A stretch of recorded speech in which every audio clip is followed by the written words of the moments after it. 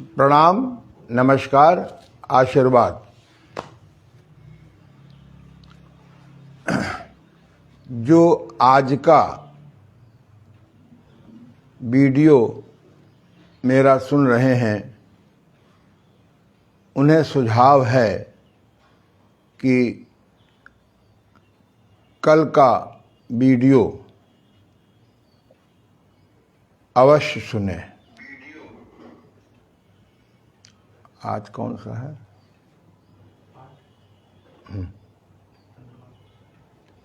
अर्थात आज 15वां भाग है, 14वां भाग अवश्य सुने।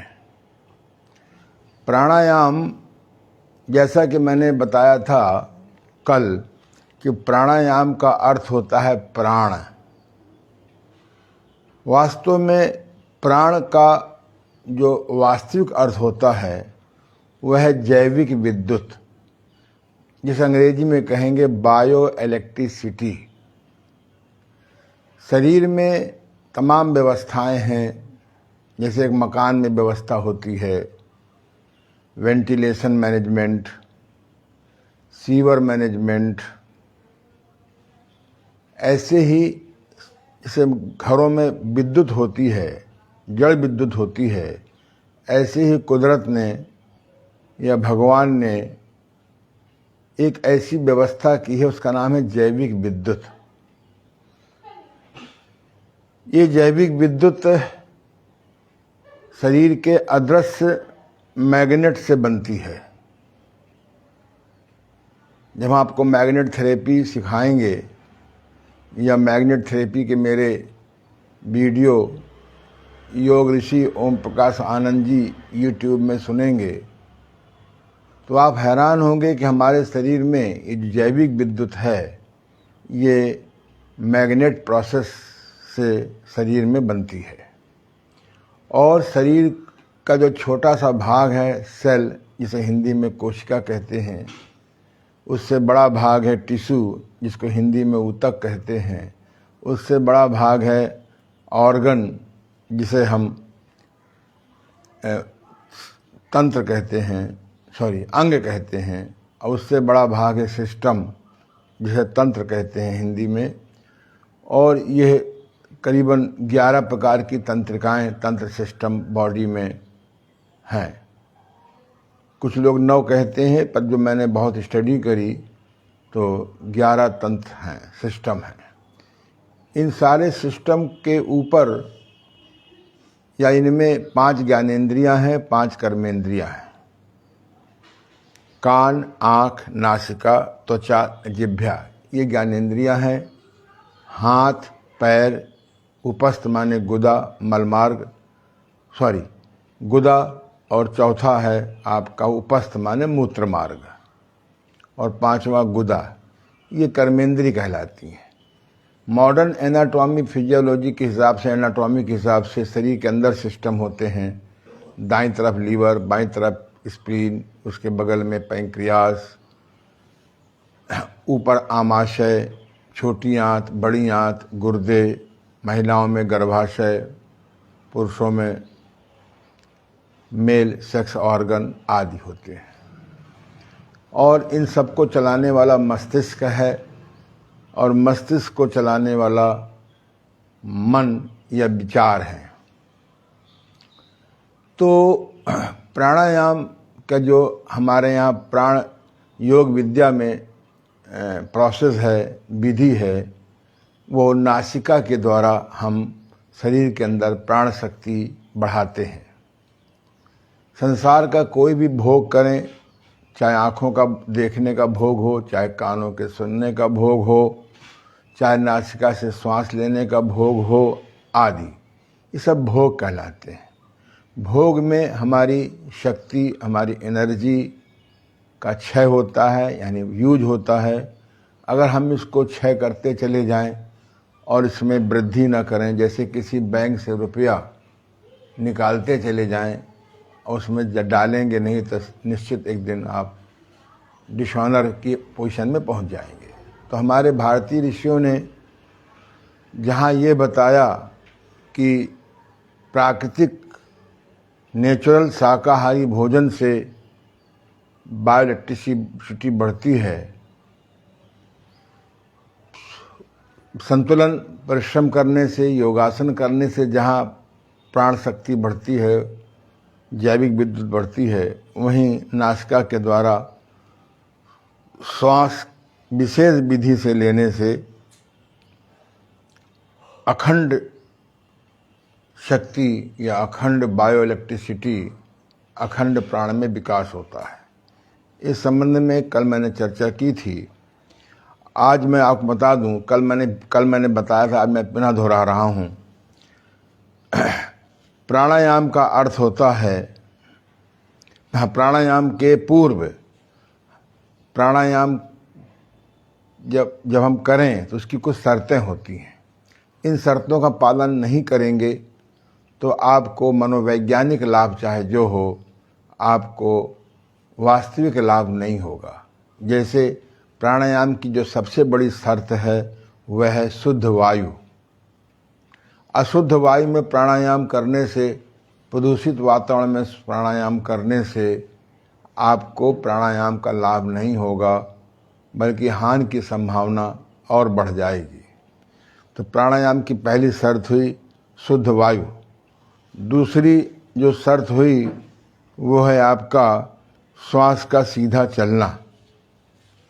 श्वास का सीधा चलना। और ब्रह्म बेला में सबसे अधिक वायु शुद्ध रहती है। इसलिए कहा गया है कि यदि आप प्रातः 4 से 5 प्राणायाम का अभ्यास करें, प्राणायाम करें तो अधिक लाभ होता है, श्रेष्ठ लाभ होता है। 5 से 6 करें, मध्यम लाभ होता है। 6 से 7 करें, उससे कम लाभ होता है, लेकिन लाभ होता है। लेकिन ज्यों ज्यों दुनिया वाले जाग जाते हैं, व्हीकल चलने लगते हैं शहरों में, तो स्वाभाविक है कि वायु प्रदूषित होना शुरू हो जाती है। तीसरा, जब हम श्वास लें तो श्वास सीधा चलना चाहिए। प्रायः हम श्वास लेते हैं तो हमारा पेट अंदर जाता है, जब श्वास छोड़ते हैं पेट बाहर जाता है। ये गलत है। श्वास लेने पर पेट बाहर आना चाहिए, श्वास छोड़ने पेट अंदर जाना चाहिए। इसका हमने कल प्रदर्शन किया था, किस प्रकार से अभ्यास करें। अगला है दोनों स्वर। चलिए, हाँ, कल एक विषय रह गया था कि दोनों स्वर एक साथ चलें। अगर प्राणायाम के पूर्व आप दोनों स्वर एक साथ चला लेते हैं तो लाभ बहुत होता है। एक मैं एग्जाम्पल दे रहा हूँ कि अगर आपका दायां स्वर चल रहा है, दायां स्वर चलने से शरीर में गर्मी, बाहर से जो हवा जाती है, वायु जाती है, उसमें वो गर्म हो जाता है। जब हमारा बायां स्वर चलता है तो बाहर से जो हवा जाती है वो ठंडी हो जाती है। अगर हमारा बायां स्वर चल रहा है और ठंडी प्रकृति वाले प्राणायाम करेंगे तो शरीर में ठंडक बस जाती है। और जब अगर हमारा दायां स्वर चल रहा है तो अगर हम सूर्य भेदी प्राणायाम करेंगे, भस्त्रिका प्राणायाम अधिक करेंगे, कपालभाति प्राणायाम अधिक करेंगे तो गर्मी बढ़ जाएगी। इसलिए कहा जाता है कि जब बायां स्वर चले तो शीतकारी, शीतली, चंद्रभेदी प्राणायाम नहीं करना चाहिए। अब सवाल ये उठता है कि हम क्या करें। तो आज हम आपको बताएंगे कि किस प्राणायाम के करने से दोनों स्वर एक साथ चल जाते हैं। बाएं स्वर को, नाड़ी विज्ञान में बाएं स्वर चलने को ईडा स्वर कहते हैं और बाएं और दाएं स्वर चलने को पिंगला कहते हैं। जब ईडा और पिंगला एक साथ चलते हैं तो जो स्पाइनल कॉर्ड में, स्पाइन में जो सूक्ष्म नाड़ी होती है उसको सुषुम्ना कहते हैं। सुषुम्ना स्वर को पूरी वायु मिलती है। सुषुम्ना स्वर भ्रूमध्य से ले करके और नीचे मूलाधार चक्र तक रहती है, तो हमारा पूरा श्वास गहरा जाता है, यानी नीचे तक जाता है। सुषुम्ना स्वर अगर पूरा श्वास नहीं जाता है तो धीरे धीरे उनके बीच में नाना प्रकार के अवरोध पैदा हो जाते हैं। तो बहुत से योगी तो 24 घंटा अपना दोनों स्वर ही चलाते हैं या चलने लगता है। मैंने भी प्रैक्टिस की है कि मेरे 24 घंटा में शायद 24 घंटा तो नहीं, लेकिन 20 घंटा मेरे दोनों स्वर चलते हैं। इससे मुझे न थकान होती है और हर श्वास जाने वाला वो प्राणायाम बन जाता है, यानी प्राण शक्ति बढ़ती है।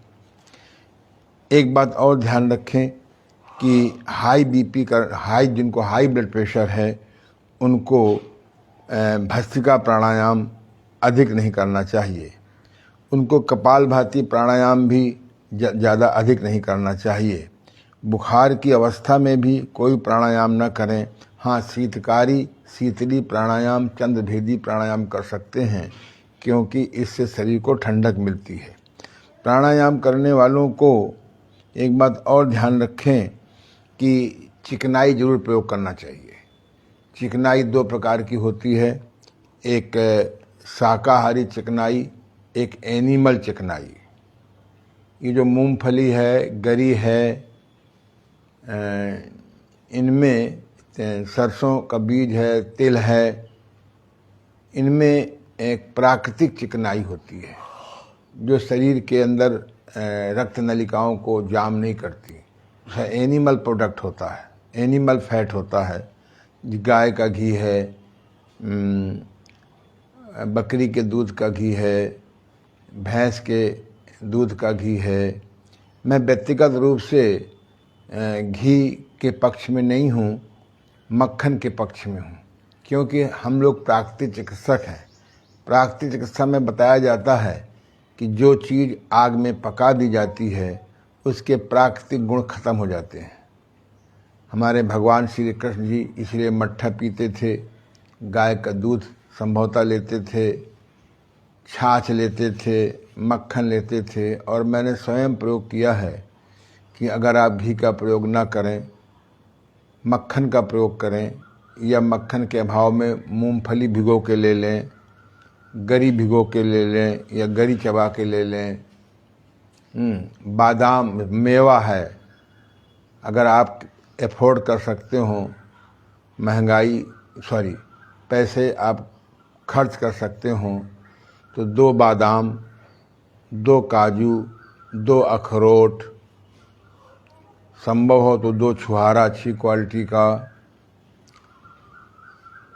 तो ये बादाम, अखरोट, काजू, छुहारा,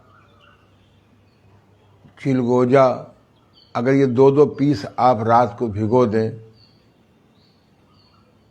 और इसका पानी न फेंकें, इसलिए धो करके भिगोना चाहिए। अगर आप इसको प्राणायाम करने के बाद, योगाभ्यास करने के बाद खूब चबा के ले लें और पानी भी पी लें, ये बहुत महंगा नहीं पड़ता।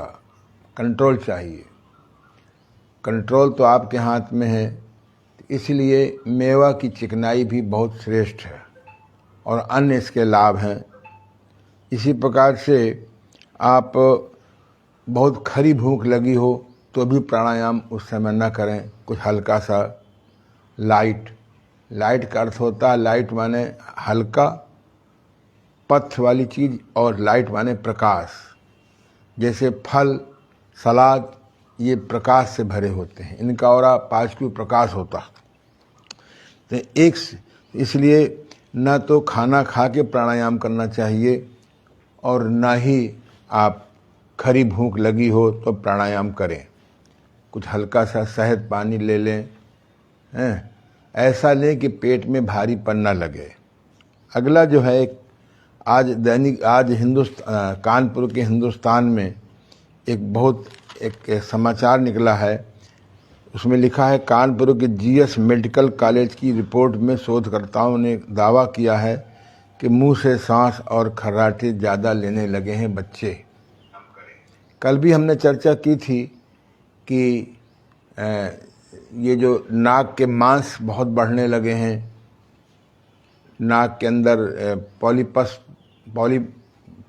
बहुत डेवलप करने लगे हैं, हड्डियां तिरछी हो रही हैं। इसके तमाम कारण हैं। आज से 50 वर्ष पूर्व जब मेरी भेंट गुरुदेव स्वामी देवमूर्ति जी से हुई थी तो रबड़ नीति पर बहुत जोर देते थे। वो जल नीति के पक्ष में नहीं है, क्योंकि जल नीति के बाद अगर आप नाक साफ नहीं करते हैं तो पानी ठहर जाता है। अगर रबड़ नीति करते समय मुंह में हम पानी भर लेते हैं तो वो भी जल नीति का काम काफ़ी करता है। तो मैंने अपने गुरुदेव से कहा कि मुझे रबड़ नीति सिखा दीजिए। उन्होंने रबड़ नीति मेरी दाईं नाक में करा दिया। मैं काफ़ी देर तक उसे करता रहा और तमाम कफ निकला, जबकि मुझे कफ की बीमारी नहीं थी। फिर मैंने देखा कि मेरी दाईं नाक बहुत अच्छी खुल गई, लगता है पहली बार श्वास जा रहा है। फिर मैंने गुरुदेव से प्रार्थना की कि मुझे बाईं नाक में भी रबड़ नीति करा दीजिए। फिर उन्होंने मुझे कराया तो बड़ी मुश्किल से गई। यानी 1973 की बात है, 1973 की बात है। उस समय भी मेरी दाईं नाक बंद थी। नेति में क्रम होता है 3 number, 4 number, 5 number, 6 number, 7 number. तो उसमें मैंने देखा था कि रबड़ नीति 5 नंबर नीति नहीं गई थी, फिर 3 नंबर रबड़ नीति गई थी। आज 50 साल लगभग हो रहे हैं। अब मैं देखता हूं कि लोगों की नाकें बंद मिलती हैं। जब उनको परीक्षण किया तो देखा है कि उनकी नाक में मांस बढ़ा हुआ है, उनके नाक के छेद बैक साइड में बंद पड़े हैं। मैं तो कह रहा हूं कि जैसे हमारी भारत सरकार ने अभी ये कोरोना का वैक्सीन कंपलसरी कर दिया था, अगर ये रबड़ नीति जागरूकता पैदा करके कंपलसरी कर दी जाए तो उस व्यक्ति को कभी जुखाम नहीं होगा, साइनोसाइटिस की प्रॉब्लम नहीं होगी, कभी श्वास नहीं फूलेगी, कभी दमा नहीं होगा। तो वास्तव में जो हठ योग में ये 7 क्रियाएं हैं, 8वीं मैंने और जोड़ दी है। अगर आपको बस्ती क्रिया का ज्ञान हो जाए तो पेट की प्रॉब्लम्स बहुत घट जाएगी।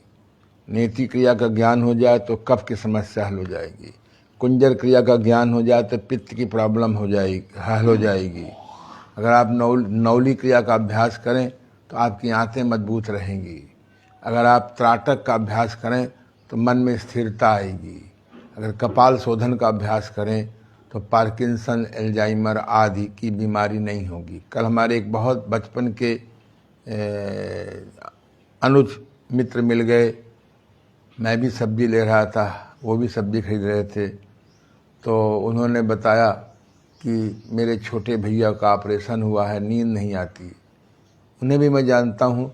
अब नींद क्या आवे, न तो कोई आदमी साक्षी ध्यान, अगर वो साक्षी ध्यान करें तो नींद आ जाए, श्वास का ज्ञान हो तो नींद आ जाए, मेडिटेशन सिद्ध हो तो नींद आ जाए, या उनको अजपा जाप सिद्ध हो तो नींद आ जाए। इसलिए सुख में सुरन, सुख में क्रियाएं सीख, ये मैं बार बार इसलिए दोहराता हूँ कि आपके दिमाग में बैठ जाए।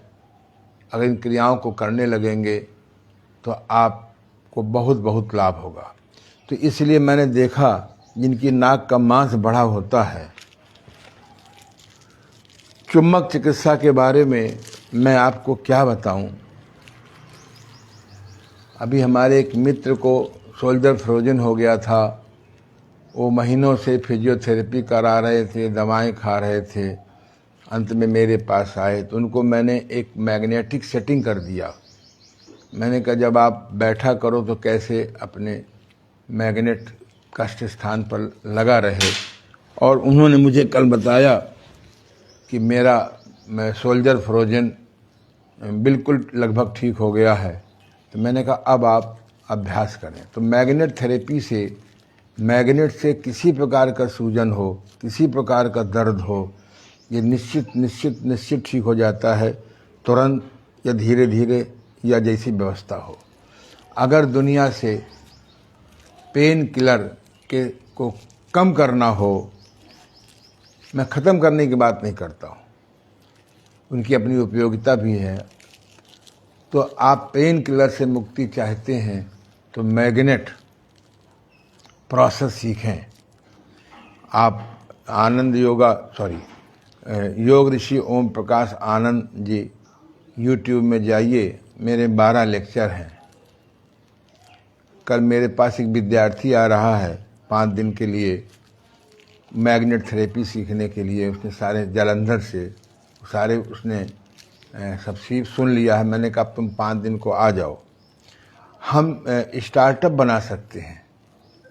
मैग्नेट थेरेपिस्ट को सही ज्ञान दे करके हम दुनिया से दुनिया ना छोड़िए, भारतवर्ष से 90% सूजन और दर्द के रोगी ठीक कर सकते हैं। यदि आपकी नाक में मांस बढ़ा हो और नेती न जाती हो तो ये एक मैग्नेट होता है। इसमें नॉर्थ पोल जो है, ये जो नीला है, जो हमारा ये कोबाल्ट बेस का मैग्नेट है, बाजार में प्रायः अज्ञानता से या लोभवश लोग को आयरन बेस के मैग्नेट बेचते हैं, उससे पावर धीरे धीरे ख़त्म हो जाती है। ये कोबाल्ट बेस के मैग्नेट होते हैं।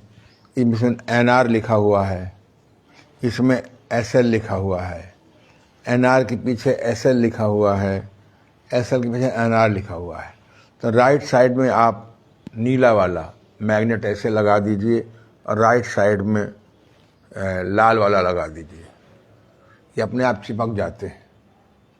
अगर बहुत तकलीफ़ हो, इसमें घंटा 2 घंटा लगाइए, दिन में कई बार लगाइए, कोई आ जाए तो हटा भी सकते हैं। इस प्रकार से मैग्नेट लगा दीजिए। और अगर रात को आप चाहें तो कोई पेपर वेट लगा दीजिए। मैंने देखा है कि 3-4 दिन में ही नाक का मांस सिकुड़ जाता है, जगह निकाल आती है। क्योंकि साइनोसाइटिस में टिस माने सूजन, जहाँ भी टिस हो समझ लो सूजन है। कोलाइटिस कोलन में सूजन, आर्थराइटिस गांठों में सूजन, मेनिंजाइटिस ब्रेन में सूजन, टॉन्सिलाइटिस टॉन्सिल में सूजन। तो किसी प्रकार की सूजन हो, चुंबक चिकित्सा रामबाण नहीं है, महा रामबाण है। तो दुनिया से अगर पेन किलर कम करना है, ख़त्म करना है, उनके साइड इफेक्ट से गुर्दा नहीं ख़राब करना है, तो हमें मैग्नेट थेरेपी समझनी होगी। तो जब भी आप कोई रोगी आवे और देखे उसका मांस बढ़ा है, तो पहले हम इसका 2-4 दिन मैग्नेट लगा दें उसकी नाक में, तो वो फिर समझ लें दाएं तरफ नीला, बाएं तरफ नाला। ये मेरा खोज है, शोध कार्य है कि जो बच्चे आज निकला है कि मुंह से श्वास खर्राटे, उसमें निकला है कि बच्चों की नाक में, गले में छोटे अंगूर की छोटी गांठें से बन जाती हैं। सब प्रकार की गांठें भी धीरे धीरे चुंबक से घट जाती हैं। हर योग शिक्षक को चुंबक चिकित्सा का ज्ञान जरूर करना चाहिए। योग प्रिवेंटिव अच्छा है, साधना अच्छा है, पर सूजन में अच्छा नहीं है। अगर आप सूजन में कोई व्यायाम कराएंगे, कष्ट और बढ़ जाएगा। मैं आज कोशिश करता हूँ कि जो हमारे यहाँ के चिकित्सक ने शोध कार्य निकाला है, उनसे मैं मिलूं, उनसे कहूं कि राष्ट्र के हित में, मानवता के हित में आप मैग्नेट थेरेपी का प्रयोग करिए।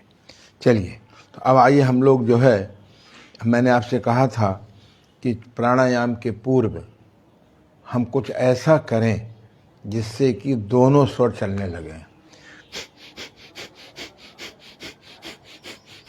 किसी कारण से आज मेरा बायां स्वर चल रहा है ज़्यादा, दायां स्वर कम चल रहा है। दोनों स्वर चलाने के लिए एक विधि है, उसका नाम है भस्त्रिका प्राणायाम।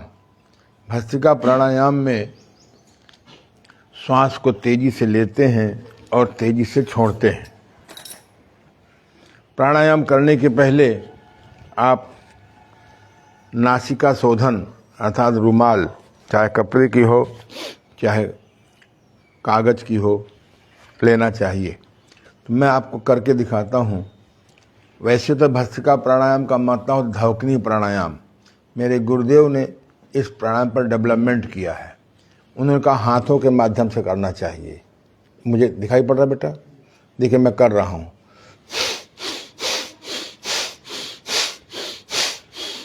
आप लोग भी कर सकते हैं।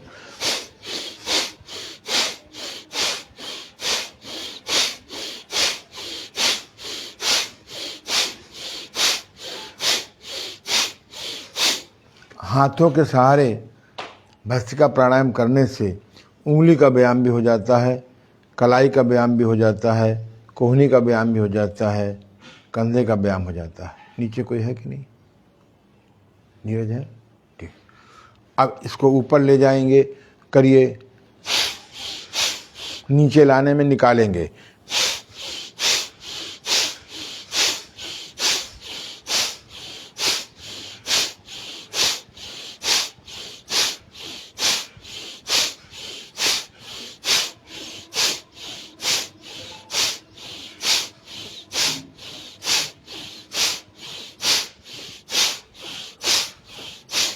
दस 10 बार, 20 बार, 25 बार इसे कर सकते हैं। नंबर 3 में ऐसे करिए,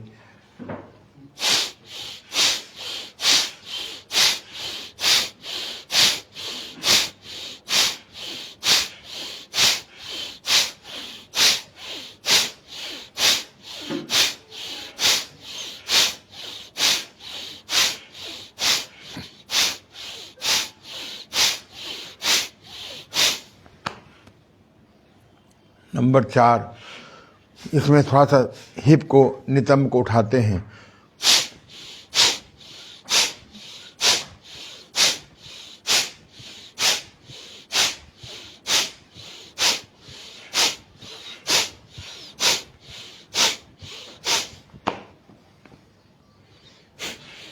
अब देखिए काफ़ी मेरा स्वर लगभग बराबर चलने लगा।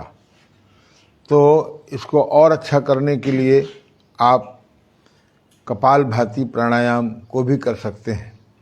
मैं आपको पिछले वीडियो में बता चुका हूँ, कपालभाति प्राणायाम अलग चीज़ है, कपालभाति क्रिया अलग चीज़ है, कपालभाति अलग चीज़ है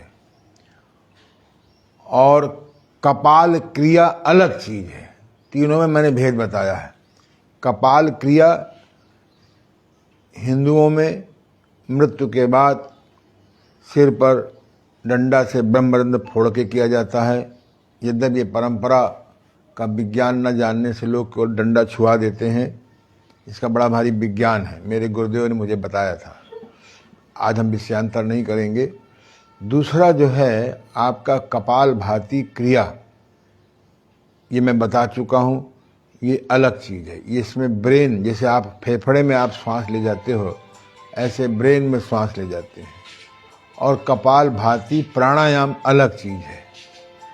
तो ये कपालभाति प्राणायाम बंद कर दिया करो ना। कपालभाति प्राणायाम का बहुत प्रचार है। जो इसको सही विधि से करते हैं, धीरे धीरे करते हैं, सीमित मात्रा में करते हैं, उनको बहुत लाभ भी हो रहा है। ये भी मैं बता चुका हूँ। तो आप प्राणायाम करने के पूर्व जहाँ भस्त्रिका प्राणायाम कर सकते हैं हाथों के द्वारा, यदि नॉर्मली लोग बिना हाथों के सहारे के करते हैं, लेकिन चूंकि मुझे तो अभ्यास हाथों से है और ज़्यादा अच्छा भी लगता है, इसी बहाने उंगली का व्यायाम, कलाई का व्यायाम, कोहनी का व्यायाम, कंधे का व्यायाम हो जाता है। कपालभाति करने के लिए हम अपने बाएं हाथ को नाभि पर रख लेते हैं, पोला करके यहाँ पे जोर देते हैं नासिका में और भूमध्य में। श्वास को निकाला, पेट अंदर किया। तुम क्यों करते हो? जब तुमको, जिनको बहुत भयंकर भूख लगती हो, उनको कपालभाति प्राणायाम नहीं करना चाहिए।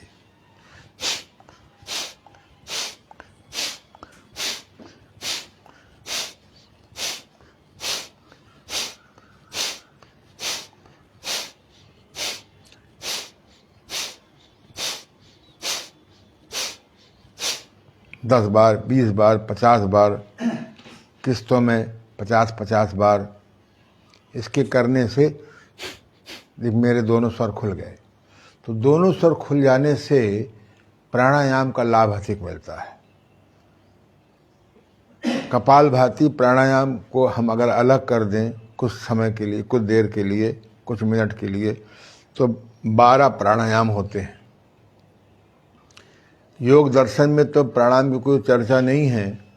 योग दर्शन में जब हम पढ़ते हैं मूल पुस्तकें, तो उसमें होता है कि प्राण का किस प्रकार से नियंत्रण करें। प्राण के नियंत्रण करने के लिए एक होता है कुंभक प्राणायाम।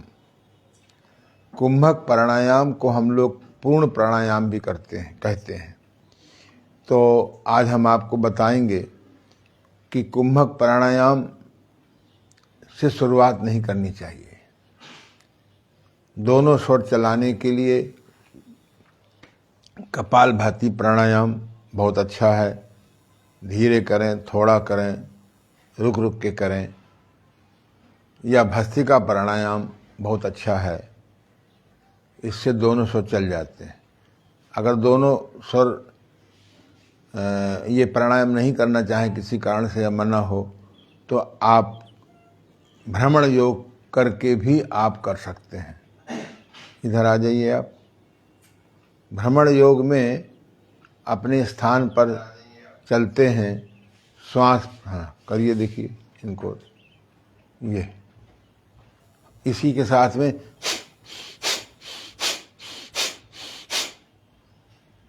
करिए, आवाज़ करिए, बस बैठ जाइए। मेरा उद्देश्य ये है कि आपके दोनों स्वर प्राणायाम के पूर्व चलना चाहिए। अब आइए हम लोग प्राणायाम, सबसे पहले अनुलोम विलोम प्राणायाम का अभ्यास करेंगे। अनुलोम विलोम प्राणायाम में अनुलोम माने होता है दायां स्वर, विलोम माने होता है बायां स्वर। तो इसमें क्या है कि हम दाईं नाक बंद कर लेते हैं, दिखाई पड़ रहा है। बाईं नाक से श्वास खींचेंगे, भरेंगे 4 गिनती में, फिर बाईं नाक को बंद कर लेंगे 2 उंगली से। भूमध्य में उंगली लगा सकते हैं, नहीं भी लगा सकते हैं, लगाने तो अच्छी बात है। तो ये इसमें 8 गिनती में निकालेंगे।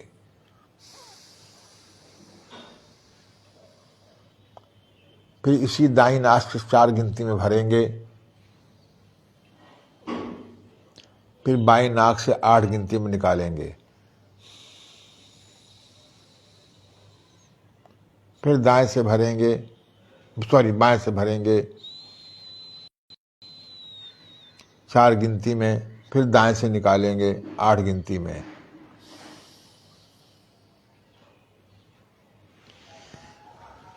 नॉर्मली लोग एक नाक से श्वास को भरते हैं, सेकंड से निकालते हैं। इसका लाभ होगा, मैं नहीं कह रहा हूं, लेकिन जो शास्त्रों के अनुसार से सही विधि है, जितनी देर में श्वास भरें उससे दुगना निकालें। मेरे गुरुदेव कहते थे, जो प्राणायाम के महामास्टर, मैं समझता हूं कि अभी तक प्राणायाम का इतना बड़ा योगी मुझे नहीं मिला।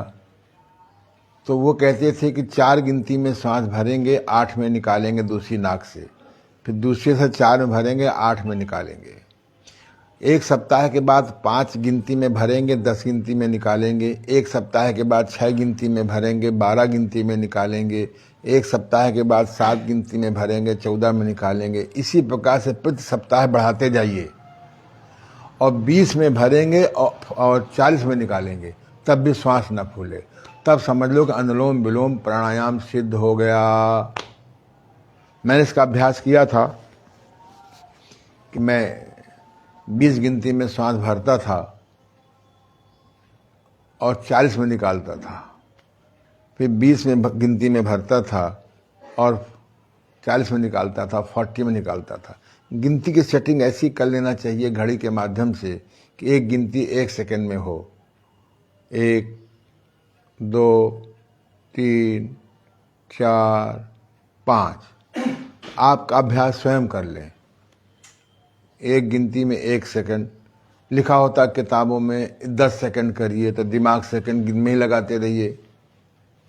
तो आपको अनुलोम विलोम प्राणायाम करना अलग बात है और सिद्ध करना अलग बात है।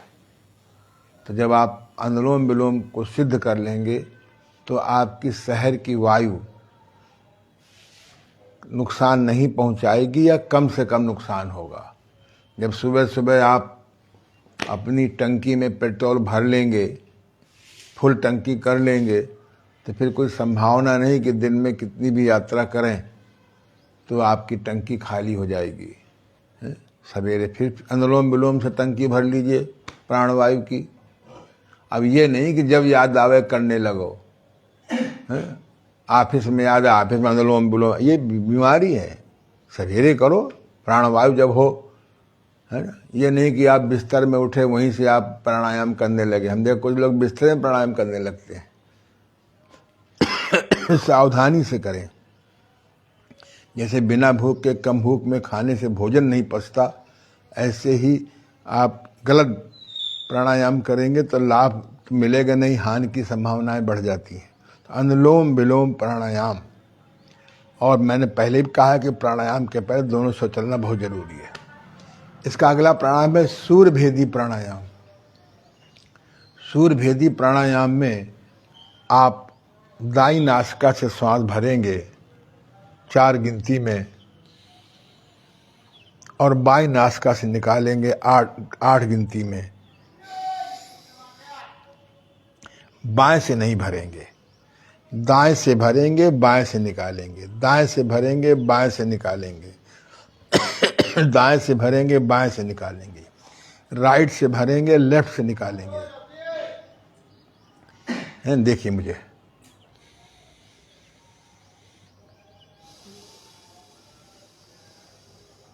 फिर दाएं से ही भरेंगे।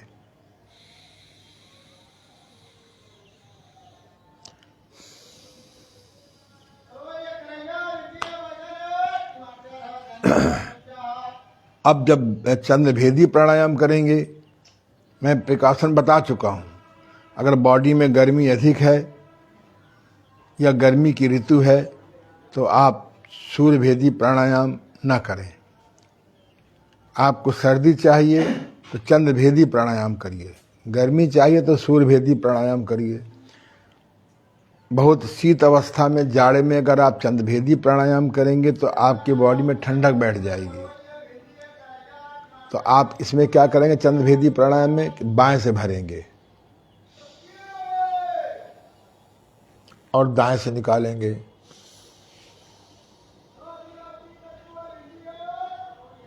फिर बाएं से भरेंगे,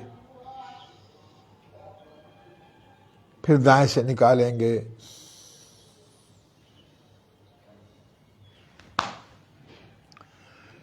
तो चंद्रभेदी प्राणायाम बाएं से भरेंगे, दाएं से निकालेंगे, बाएं से भरेंगे, दाएं से निकालेंगे, बाएं से भरेंगे, दाएं से निकालेंगे। इस शरीर में जब बहुत ठंडक गर्मी बैठ जाती है तो आपको चंद्रभेदी प्राणायाम कराया जाता है।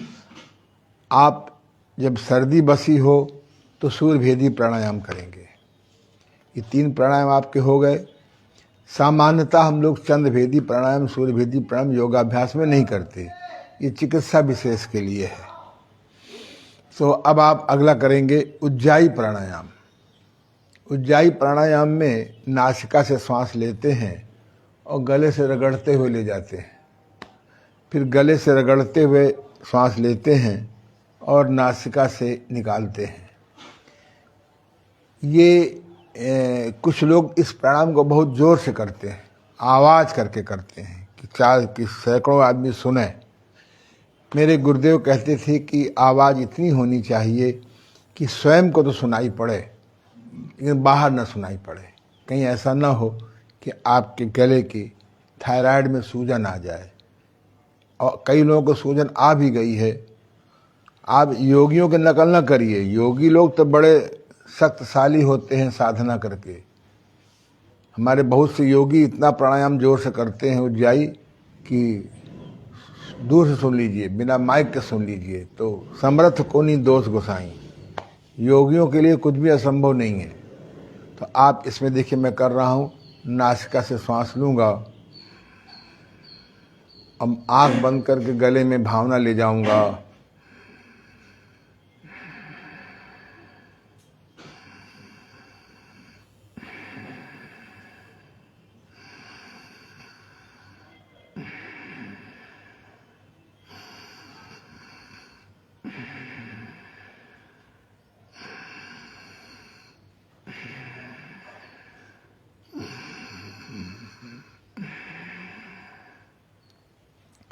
उज्जाई प्राणायाम बहुत अच्छा प्राणायाम है। शरीर में ग्रंथ सिस्टम होता है, ग्लैंड सिस्टम होता है, पीनियल, पिट्यूटरी, थायराइड, पैराथायराइड, है ना, thymus, adrenal, liver, spleen, testis आदि, ओवरीज आदि, ये ग्लैंड सिस्टम है। इन सारे ग्लैंड सिस्टम का गवर्नर कौन है? वो है थायराइड। अगर हमारा थायराइड स्वस्थ रहता है तो अन्य सिस्टम भी स्वस्थ रहते हैं। मुझे याद है कि एक हमारे पास आज से करीब 10-15 साल पहले एक रोगी आया था। वो हमारे जो अस्पताल कानपुर में बहुत फेमस रेजेंसी हॉस्पिटल, वहाँ ट्रीटमेंट कर रहा था। उसकी थाइमस ग्रंथि अनबैलेंस हो गई थी। तो वहीं के चिकित्सक ने कहा कि भाई हमारे पास तो औषधि है, हमारे शहर में डॉक्टर आनंद जी हैं, ओम प्रकाश आनंद जी हैं, योगाचार्य, आप उनसे आप कांटेक्ट करो, उनके पास शायद कोई ऐसा मैनेजमेंट हो। वो रोगी हमारे पास मिलने आया, उसको हमने निदान किया। निदान करने के बाद मैंने कहा तुम्हारी ठीक होने की संभावना पूरी है, लेकिन तुमको हमारे पास 10 दिन ठहरना होगा। बोले मैं ठहरने को तैयार हूँ। उसको हमने कायाकल्प सिस्टम से पूरी बॉडी का शोधन किया। कब्ज भी था, गैस भी थी, एसिड भी था, कफ भी था। आयुर्वेद के अनुसार से अगर तीनों चीज़ें हैं तो कोई बीमारी आपकी जड़ से ठीक नहीं होगी। औषधियों से विकारों को, भले कफ को, पित्त को, कफ वायु को शांत कर लीजिए, पर जब तक निकालेंगे नहीं। उसको हमने किया। उसके बाद गोरखपुर के ज़िले का था। उसके बाद हमने कहा आप तुम इन्हीं क्रियाओं को 3-4 महीने ईमानदारी से करो और उज्जाई प्राणायाम भी सिद्ध करो, क्योंकि वही गवर्नर है। करीबन 6 महीने बाद, साल भर बाद वो खुद मिलने आया किसी काम से। पहले मोबाइल सिस्टम था नहीं, तो उसने फिर चेक करवाया और आप हैरान होंगे, उसका थाइमस ग्रंथि बिल्कुल ठीक हो गया। वो डॉक्टर साहब ने मुझे फ़ोन किया, कैसे ठीक किया? हमने कहा आपके हमारे सिस्टम में अंतर है। आप लोकल बीमारी का इलाज करते हैं, हम तन कल्प, मन कल्प, भ्रम निवारण से इलाज करते हैं। खैर वो बात लंबी है। तो इस प्रकार से ग्रंथियों का भी, तो थायराइड ग्रंथि एक मेरे पास आए थे, अब तो खैर रिटायरमेंट हो गए, सेल टैक्स में जॉइंट कमिश्नर थे। तो किसी माध्यम से मेरे संपर्क में आए, उनकी वाइफ को था। तो उनको मैंने 10 दिन अपने यहाँ बुलाया और उनसे कहा तुम नेति करो, पेट साफ रखो, पित्त को शांत रखो, कफ को, यही सब कराया। नेति, बस्ती, कुंजर, यही सब, रीढ़ के घुमावदार व्यायाम जो बहुत इम्पोर्टेंट है। और हमने कहा तुम सुबह शाम शुद्ध वायु में उज्जाई प्राणायाम करा करो। कई महीने बाद मिलने आई बहन, उसने कहा कि हमारा बिल्कुल थायराइड ठीक हो गया। तो मैं आगे चल के, मेरा एक D5 चैनल में थायराइड पर मेरा एक टॉक है 15 मिनट का। तो आप जो है ना, उज्जाई प्राणायाम से थायराइड ठीक होने बहुत सहायता मिलती है। और फिर आप कहेंगे आप मैग्नेट के पीछे पड़ गए हैं। एक थ्रोट बेल्ट होता है, मैग्नेटिक थ्रोट बेल्ट, अगर आप रात भर बांधें या दिन में 3-4 घंटे बांधें, उज्जाई प्राणायाम करें, तो आपके ये गले जो है ना, ये थायराइड ठीक होने में बहुत सहायता मिलती है, चाहे हाइपो हो चाहे हाइपर हो। अगला प्राणायाम है आपका भ्रामरी प्राणायाम। भ्रामरी प्राणायाम के बारे में जितना कहा जाए कम है। भ्रामरी प्राणायाम लोग अपने ढंग से करते हैं। वास्तव में जब भ्रामरी प्राणायाम का शब्द होता है जो भंवरे से है, जब भंवरा चलता है तो उसकी आवाज़ होती है, वो अपनी आवाज़ में डूब जाता है। तो जब हम ये वही उसी से निकाला गया है। तो इसके लिए रियल शब्द है माँ।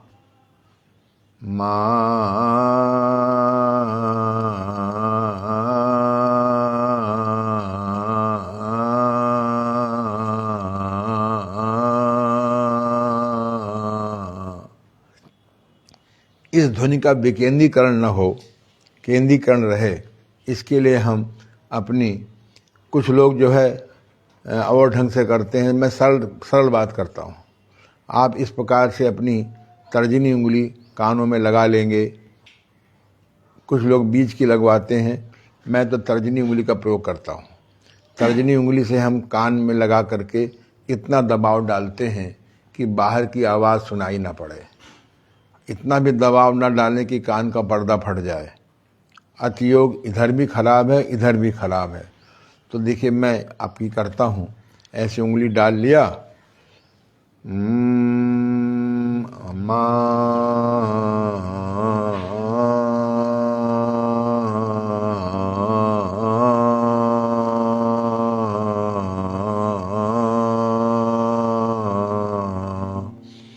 दूसरा कर सकते हैं,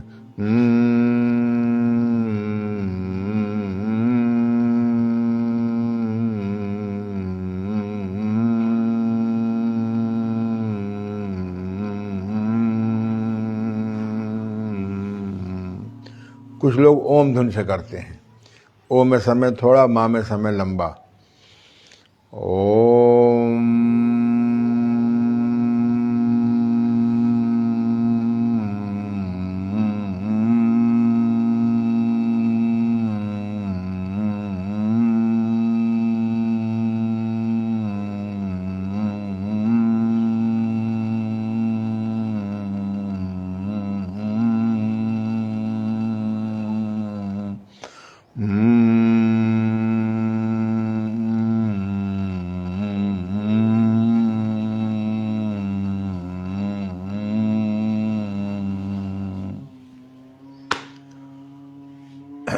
इस प्रकार से हम जब कानों में उंगली डाल करके माँ ये कर सकते हैं। ओ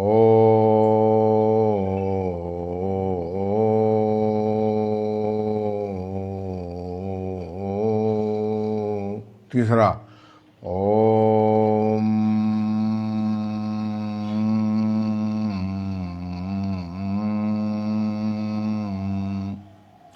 जब आप शुरू में करेंगे तो आपके जो मस्तिष्क के अंदर ऐसे वाइब्रेशन होगा।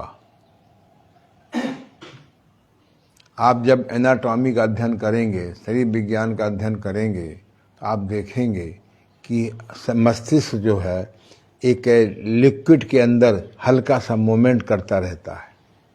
ये आहार विहार विचार और केमिकल दवाओं की कृपा से, आहार विहार विचार की गड़बड़ी और केमिकल दवाओं के साइड इफ़ेक्ट से हमारा ब्रेन का जो ये प्राकृतिक लुब्रिकेशन है ये सूख जाता है। ये ओम ध्वनि करने से या उज्जाई प्राणायाम करने से ये हमारा लिक्विड का मूवमेंट बना रहता है। तो आप जो है इसको तो इस प्रकार से आपने किया। पहले आपने कपाल भस्त्रिका प्राणायाम किया, फिर कपालभाति प्राणायाम सीखा, उसके बाद अनुलोम विलोम सीखा, उसके बाद आपने सूर्य भेदी प्राणायाम सीखा, फिर चंद्र भेदी प्राणायाम देखा, उसके बाद आपने भ्रामरी प्राणायाम आपने किया। एक प्राणायाम होता है शीतकारी प्राणायाम। शीतकारी प्राणायाम में जीभ को दबा देते हैं। शीतकारी 4 शब्द हैं और शीतली, तो शीतकारी में जीभ दबा देते हैं, ऐसे दिखाई पड़ रहा है बेटा, और मुंह से श्वास खींचते हैं।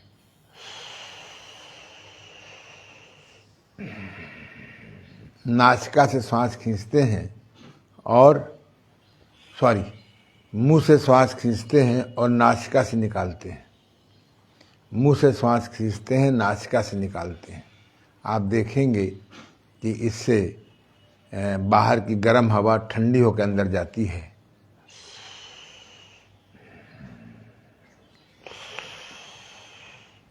इसमें हमारे गुरुदेव हाथ लगा दिया करते थे कि जब आप शीतकारी प्राणायाम करें, शीतली प्राणायाम करें, इस प्रकार से हाथ सामने रख लें, जिससे कि जो स्थूल जीवाणु हैं, सूक्ष्म, अति सूक्ष्म तो नहीं कह रहा हूँ, वो अंदर न जाएं।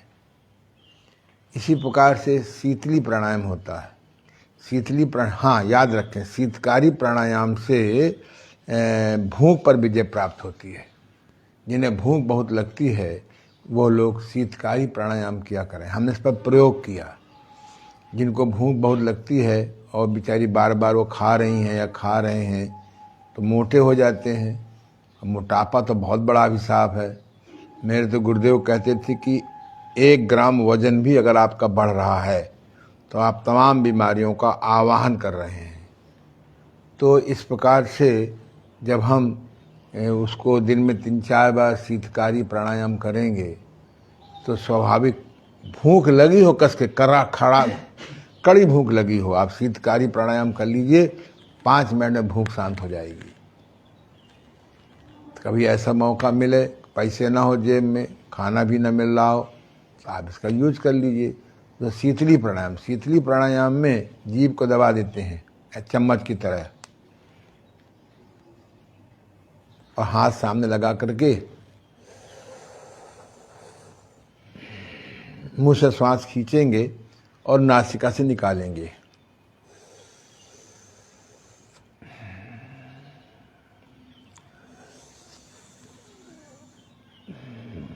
इससे प्यास पर विजय प्राप्त हो। बहुत प्यास लगी हो, पानी नहीं मिल रहा है, तो आप शीतली प्राणायाम करके प्यास को बुझा सकते हैं। इस प्रकार से आपके 8 प्राणायाम हो गए। एक नवा प्राणायाम होता है केवली प्राणायाम। केवली प्राणायाम बहुत अच्छा प्राणायाम है। इससे कंसंट्रेशन बहुत बढ़ता है। इसमें क्या करते हैं कि श्वास को लेते हैं या छोड़ते हैं। तो जब केवली प्राणायाम करना हो तो आप श्वास को यथास्थान रोक लीजिए। चाहे जा रहा हो तो रोक लीजिए तो केवली हो गया, निकल रहा है तो रोक लीजिए तो केवली हो गया। जैसे खेल नहीं होता है, हिंदी में कहते हैं हम लोग महादेव की लग, गांव में खेलते थे महादेव की लग, बड़ा बढ़िया खेल होता था। जो जैसा हो वैसे ही हो जाता था। अंग्रेजी में आजकल स्टैचू, अंग्रेजी में बच्चे खेलते हैं स्टैचू। अब स्टैचू में ऐसे हाथ है तो ऐसे किए रहते हैं। तो यानी ये स्टैचू की तरह यथास्थान श्वास को रोक लेते हैं। इसके लिए आप कभी बच्चों को देखिए, बच्चे छोटे छोटे होते हैं तो श्वास को रोक लेते हैं, उनको पता नहीं होता है। फिर माँ जो है जब देखती है अरे ये तो घबराहट हो रही है, तो उसको ऐसे थप लगा करके उसका श्वास का रोकना बंद कराते हैं। क्यों करते हैं, इस पर शोध मेरा चल रहा है। तो श्वास यथा आँख बंद किया, केवली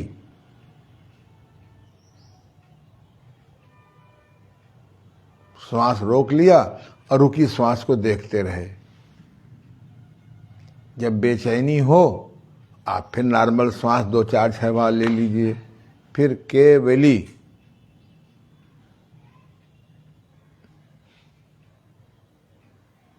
श्वास को रोक लेना, उसको देखना, इसका नाम है केवली प्राणायाम। इससे हमारे जो विचार, आजकल औषधियाँ चली हैं, विचारों को रोकने के लिए गोली खा लो तो विचार रुक जाते हैं, हैं? तो कुछ लोग इतने आदी हो जाते हैं कि दिन में 3-4 बार खाते हैं, उनके साइड इफेक्ट होते हैं। तो अच्छा है केवली प्राणायाम कर लो, इसमें कोई दवाओं के साइड इफेक्ट भी नहीं भुगतने पड़ेंगे। ये मत सोचो समस्याएं पहले नहीं थी, समस्याएं पहले भी थी। मनुष्य जो है समस्या उत्पादक फैक्ट्री बना लेता है। 2 के 4, 4 के 8, 8 के 16, 16 के 32, 32 के 64, 64 के 128, वो जब तक वो अपनी स्वास्थ्य और शांति और परिवार खो नहीं देता है तब तक नकारात्मक नेगेटिविटी समाप्त नहीं करता है। योगी लोग क्या करते हैं, जब देखते हैं कि ये अब इसको अगर नहीं छोड़ेंगे तो संसार छूट जाएगा, तो इसलिए अपना त्याग कर देते हैं। तो केवली प्राणायाम से हम विचारों को रोक लेते हैं। इसके बाद अगला प्राणायाम है आपका भस्त्रिका। तो आपने कर ही लिया आपने, तो भस्त्रिका प्राणायाम हो गया, अनुलोम विलोम प्राणायाम हो गया, चंद्रभेदी हो गया, सूर्यभेदी हो गया, इसके बाद आपका केवली हो गया, और क्या हो गया, उज्जाई हो गया, भ्रामरी हो गया, नहीं हो गया 7 और 8वां। अब अगला प्राणायाम बहुत अच्छा, ये मैं केवल आपको दिखा रहा हूँ, बाकी अभ्यास आप अलग करिए। ये जो प्राणायाम की किताब है है नहीं तुम्हारे पास? ये प्राणायाम की किताब जहाँ तक मुझे याद है कि ऑनलाइन मैंने दे दिया है, नहीं तो ये किताब जो है ना दिखा दो तो। हाँ, ये प्राणायाम की सही विधि ये आपको बाज़ार में मिल जाएगी। ये बहुत अच्छी किताब लिख गई है। इसमें एक चैप्टर और बहुत अच्छा है कि किस प्रकार से हम कुदरत से प्राण लें, किस प्रकार से पेड़ों से चिपक के प्राण शक्ति बढ़ावें, किस प्रकार से ऑरा साफ करके प्राण शक्ति को बढ़ाएं। सब मैंने इसमें गुरु कृपा से लिखा है। अब अगला प्राणायाम आपका जो है ये बहुत इम्पॉर्टेंट है, जिसके न जानने से बहुत कुछ खो देंगे। अनुलोम हो गया, सूर्यभेदी, चंद्रभेदी, भस्त्रिका, उज्जाई, भ्रामरी, शीतकारी, शीतली और केवली। अब एक मूर्छा प्राणायाम होता है। ये प्राणायाम के बारे में लिखा है गुरु गम्य है, अर्थात जब तक गुरु नहीं चाहता इसको नहीं बताता, कि इसमें प्रायः गलती करते हैं और लोग गलती और नुकसान होता है। तो मैंने लिख दिया है मूर्छा प्राणायाम चंचलता नाशक है। प्लावनी प्राणायाम, अभी हमारे एक शिष्य हैं मिस्टर पवन कुमार जैन, कभी मेरे पास विद्यार्थी बन के आते थे। इन्होंने पानी के ऊपर, इनको मैंने बहुत पहले एक प्राणायाम सिखाया था, प्लावनी प्राणायाम। प्लावनी प्राणायाम जल में किया जाता है, पर अभ्यास पहले आप धरती पे करेंगे। इसने प्लावनी प्राणायाम का अभ्यास किया और फिर पानी में अभ्यास किया। अब ये इतना अच्छा विद्यार्थी है पदम कुमार जैन, सॉरी पदम कुमार जैन के पिता का नाम था पदम, क्या नाम उसका है, पवन कुमार जैन। उस दिन आए थे ना यूनिवर्सिटी में। ये सब प्रकार के आसन, जितने भी आसन हैं लगभग जो आप जमीन में करते हो, ये सब पानी में कर लेते हैं। बॉडी को ऐसा इसने प्राणायाम के द्वारा एक लघिमा सिद्धि होती है। लघिमा सिद्धि अनजाने या जाने से सिद्ध हो गई है। जो आप किंग क्वीन करते हो, वो ये किंग क्वीन पानी के ऊपर कर लेता है। कितने भी आसन हैं आपको बिना धरती के पानी में करता है, स्विमिंग पूल में। आजकल CSGS यूनिवर्सिटी में ये सिखा रहे हैं। काफ़ी विद्यार्थी उनसे जल में आसन सीख रहे हैं। आप लोग धरती पे करने में अवॉइड कर रहे हो, तो ये हमें बड़ी खुशी है कि हमारा एक विद्यार्थी पवन नाम है ना, कि और नाम है कि राजेश नाम है? हाँ, तुम लोग मुझे गुमराह। पंकज जैन नाम है उसका, न पवन नाम है न पदम, उनके पिताजी का नाम है। क्या नाम है? पंकज जैन। पंकज जैन अब का नाम जल योगी हो गया है। कि आजकल यूनिवर्सिटी में, हमारी यूनिवर्सिटी में सिखा रहे हैं और पानी के ऊपर कैसे करें। और एक प्राणायाम जिसको आप मूर्छा प्लावनी को आप छोड़ दो, बहुत इच्छा हो तो फिर हम ऑनलाइन तो नहीं कहेंगे, किताब में आप पढ़ लीजिएगा। लेकिन मूर्छा प्राणायाम भी मना है आपको, प्लावनी प्राणायाम भी मना है। अब एक प्राणायाम जो बहुत श्रेष्ठ प्राणायाम है, इस चित्र को देखो, पेज नंबर दिखाओ 43। इसको देखो, ऐसा सुंदर फिगर बनाया है। इस किताब में भी दिया हुआ, कायाकल्प वाली किताब में तो हमने बीच में पेड़ लगा दिए हैं। दिखाओ, ये दिखाओ, ये किताब ले जाओ यहाँ से। इसमें देखो प्राणायाम का चित्र। आज 5 मिनट ज़्यादा समय लेंगे, इससे आज प्राणायाम समाप्त हो जाए।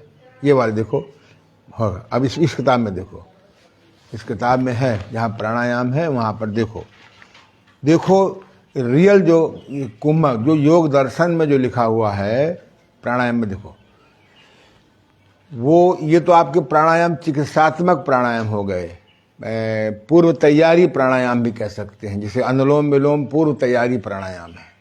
अब आइए प्राणायाम के जो रियल प्राणायाम है, जो कुंभक प्राणायाम है, जिसको सिद्ध करना हमारा परम उद्देश्य होता है, उसका नाम है कुंभक प्राणायाम, पूर्ण प्राणायाम। देखो ये इस चित्र को देखो, उसमें दिखाओ, उसमें देखो ध्यान से। ये पूर्ण प्राणायाम है ना? क्यों दिखाओ, मुझे दिखाओ पहले। हाँ, वेरी गुड। ये देखिए, इसमें मैंने बीच में पेड़ बना दिया है। पेड़ के बीच में जब आप प्राणायाम करते हैं तो शुद्ध वायु मिलती है। बस अब आइए, विदिन 5 मिनट में समाप्त कर लेंगे। प्राणायाम को 4 भागों में किया जाता है। पहला है पूरक, यानी श्वास को भरना। दूसरा है श्वास को अंदर रोकना, इसे कहते हैं कुंभक, अंतः कुंभक। तीसरा है रेचक, श्वास को बाहर निकालना और श्वास को बाहर रोकना, इसे कहते हैं बाह्य कुंभक, शून्यक भी कहते हैं। तो जो पूर्ण प्राणायाम है, पूरक माने श्वास भरना, अंतः कुंभक या कुंभक श्वास को अंदर रोकना, श्वास को निकालना रेचक, और श्वास को बाहर रोकना शून्यक या बाह्य कुंभक। इसका जो फार्मूला है वो याद कर लो, 14-21। क्या फार्मूला है? 14-21, 14-21। 4 गिनती में श्वास भरेंगे तो 4 चौको 16, 16 गिनती में श्वास को रोकेंगे तो फिर 4 दूना 8, 8 गिनती में श्वास को बाहर निकालेंगे और उतना ही 4 श्वास को बाहर रोकेंगे। 14-21, 1-4-2-1, 1-4-2-1। 4 गिनती में श्वास भरेंगे तो 4 चौको 16, 16 गिनती में रोकेंगे तो दुगना 8 गिनती में निकालेंगे तो 4 गिनती में बाहर रोकेंगे। अगर यह प्राणायाम आपका सिद्ध हो जाता है तो अन्य सारे प्राणायाम करने की आवश्यकता आपको नहीं है। हमारे यहाँ पूजा पाठ में इसको 5 मिनट करने का विधान था। इस प्राणायाम करने से हमारे विचार में नियंत्रण होता है और हमारी फेफड़ों की अखंड शक्ति बढ़ती है। तो इसलिए बहुत सरल है। देखिए मैं कर रहा हूँ। 4 गिनती में श्वास भरा और दोनों नाक बंद कर लिया, 16 गिनती में रोक लिया,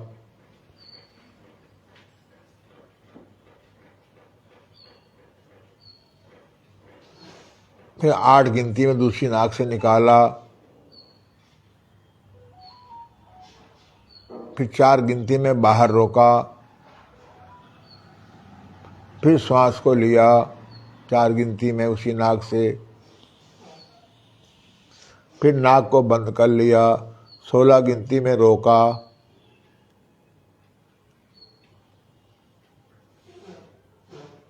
फिर नाक खोल करके 8 गिनती में निकाला,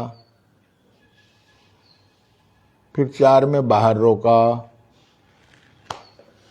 तो 14-21 ये मंत्र याद रखें। 14-21 प्राणायाम का नंबर क्या है? रियल प्राणायाम का 14-21। इसका नाम पूर्ण प्राणायाम है। अन्य प्राणायाम पूर्ण नहीं है, या तो पूरक है केवल, या रेचक है, या पूरक रेचक है। इसमें क्या है कि इसका अभ्यास धीमे धीमे करना चाहिए। 4 में भरेंगे तो अभी 4 में रोकेंगे, निकालेंगे 8 में और बाहर 4 में रोकेंगे। अंदर जो कुंभक होता है वो धीरे धीरे बढ़ाना चाहिए। प्रथम सप्ताह 4 गिनती में रोकें, अगले सप्ताह 5 गिनती में रोकें, अगले सप्ताह 6 गिनती में रोकें। ऐसे एक एक सप्ताह बढ़ाएंगे तो 3-4 महीने में आप 16 गिनती तक रोकने लगेंगे। और एकदम आपने पहले दिन ही आपने 16 में रोक लिया तो मालूम पड़ा कि फेफड़े आपके में ब्लीडिंग होने लगी। टीबी के पेशेंट को प्राणायाम नहीं करना चाहिए। केवल खुली हवा में बैठ करके गहरा सांस लीजिए कि पेट बाहर आए। तो मैंने कोशिश किया है इन 2 दिनों में प्राणायाम के आपको काफ़ी अच्छी नॉलेज हो जाए। लेकिन जब आप इसको पुस्तक को पढ़ेंगे तो और कुछ मिलेगा।